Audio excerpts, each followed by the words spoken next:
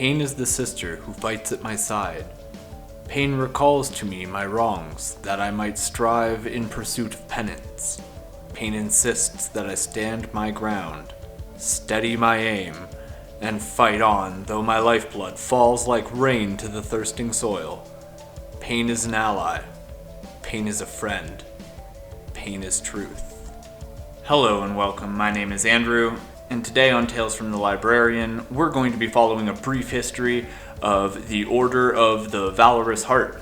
Don't forget to like and subscribe if you want to help support us. We create content ranging from lore and history videos like this one, all the way to battle reports and painting guides.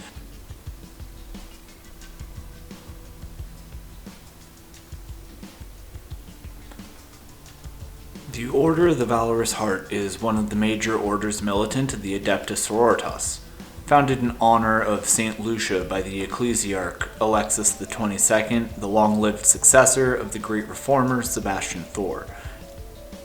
Sisters of the Order are driven by the belief that they still must atone for the Sisterhood's acts as an unwitting accomplice to the renegade High Lord of Terra, Goj Van Dyer, during the Age of Apostasy.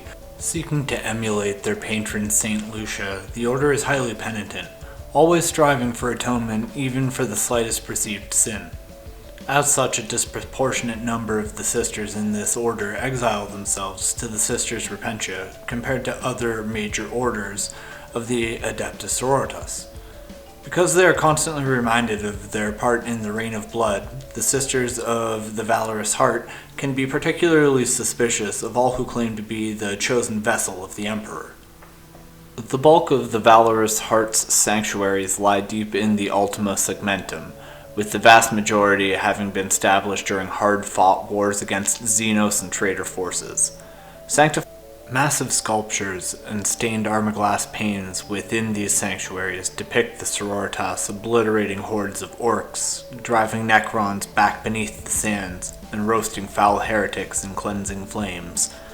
Many of these sanctuary planets were plunged into darkness when the Great Rift tore open at the start of the Era Indominus, and were invaded by demons or subjected to mass Drakari raids.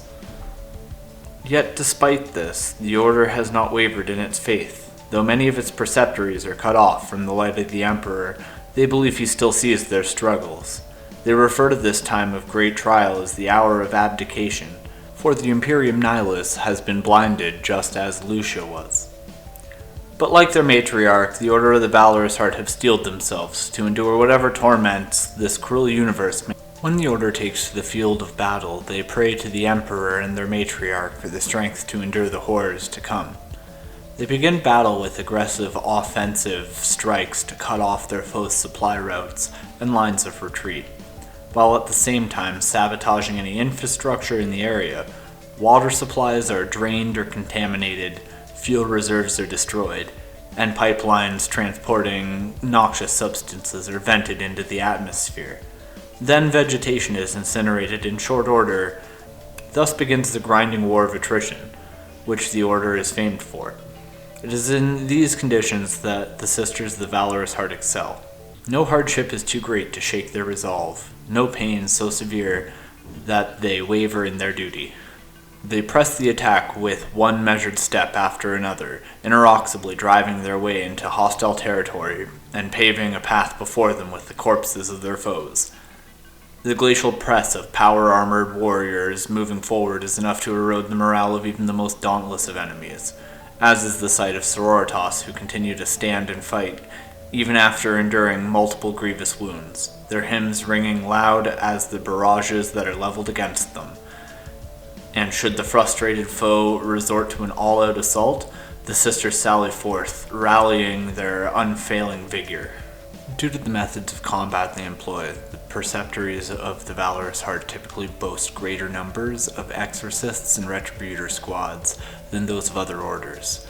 They use their heavy weaponry to establish solid bases of long-range fire, raining death upon enemy position and punishing anyone foolish enough to advance forward. Given the nightmarish conditions in which they choose to battle, it is no surprise that many of the Sisters of the Valorous Heart bear gruesome scars. The stigmata of torn flesh is seen as a badge of honor amongst the order, for it is a reminder of the sufferings of Lucia. A sister who loses an eye in battle is considered truly blessed, for it allows her to better understand the pain endured by her matriarch, and to see more clearly the path of faith before her. These sisters rarely accept numbing agents or pain-reducing stims when their wounds are being tended to, even when surgery or amputation is required. To avoid the experience of pain, they say, would be to deny the power of faith to overcome all suffering. Sisters of this order also submit themselves to various acts of excruciation. They pray for the daughters of the Emperor with their hands held over open flames, and they ask for absolution while pressing the teeth of ceremonial chainswords into their flesh.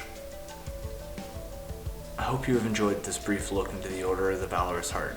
My name is Andrew, and this has been a tale from the Librarian.